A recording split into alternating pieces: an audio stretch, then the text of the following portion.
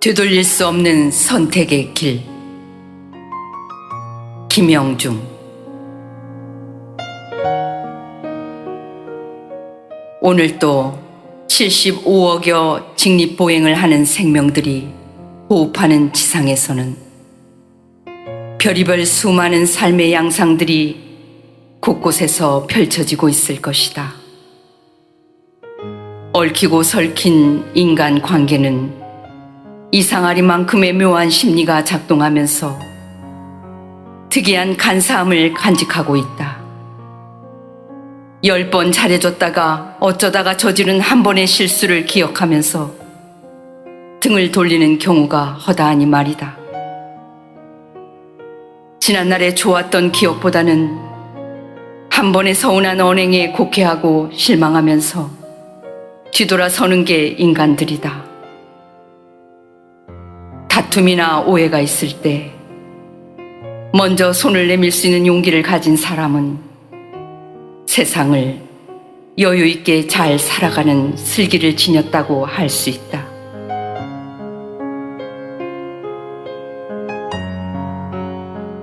빈 병에다 술을 넣으면 술병이 되고 물을 부으면 물병이 되듯 사람들로부터 세평을 받아 이미지가 굳어지는 것은 본인의 언행에서부터 시작된다.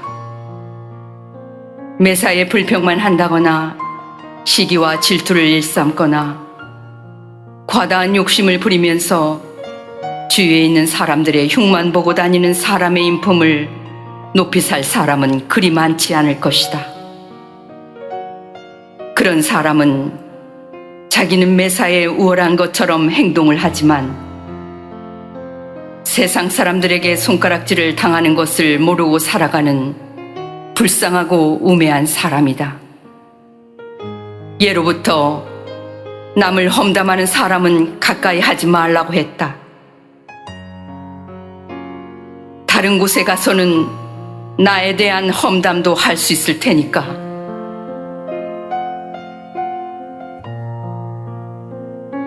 오늘 만난 누군가에 의해 인생 행로가 엄청난 변화를 불러올 수도 있다. 거울에 비춰진 내 모습을 바라보며 빗나간 언행을 반성하면서 자신을 나무래 본 적이 몇 번이나 있었으며 내면에 숨겨진 꾸미지 않은 자신을 들여다보는 시간은 몇 번이나 가져보았을까.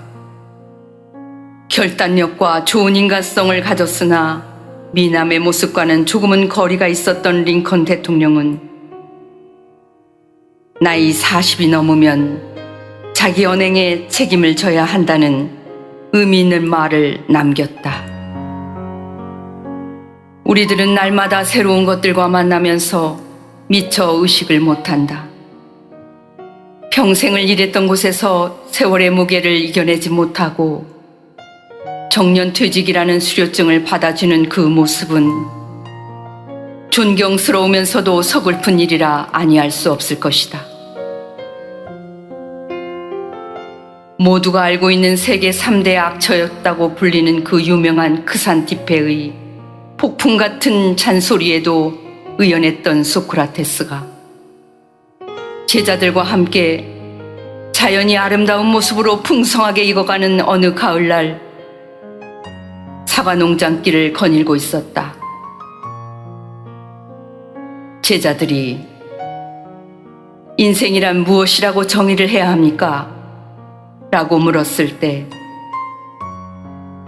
소크라테스는 제자들에게 가장 마음에 들거나 맛이 좋겠다고 생각되는 아름다운 사과를 하나씩만 골라오라고 했다. 그들이 정성을 다해 고른 사과를 들고 사과밭 끝에 다다랐을 때 소크라테스는 모두들 마음에 드는 제일 좋다고 생각되는 사과를 골랐겠지? 하고 물었는데도 그들은 서로의 눈치만 보고 있었다.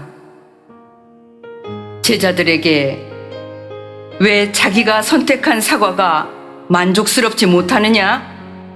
다시 물었다. 제자들은 선생님, 다시 한 번만 더 골라오면 안 될까요? 라고 반문하자 소크라테스는 되돌릴 수 없는 한 번뿐인 선택의 길을 걸어야 하는 삶, 이게 바로 인생이다 라고 답했다고 한다. 그리스어로 금발의 여인이란 뜻의 크산티페가 영어로는 악처라는 뜻으로 쓰인다. 우리들은 살면서 수없이 많은 선택의 길에서 갈등을 느끼거나 아니면 별 생각 없이 선택을 한다.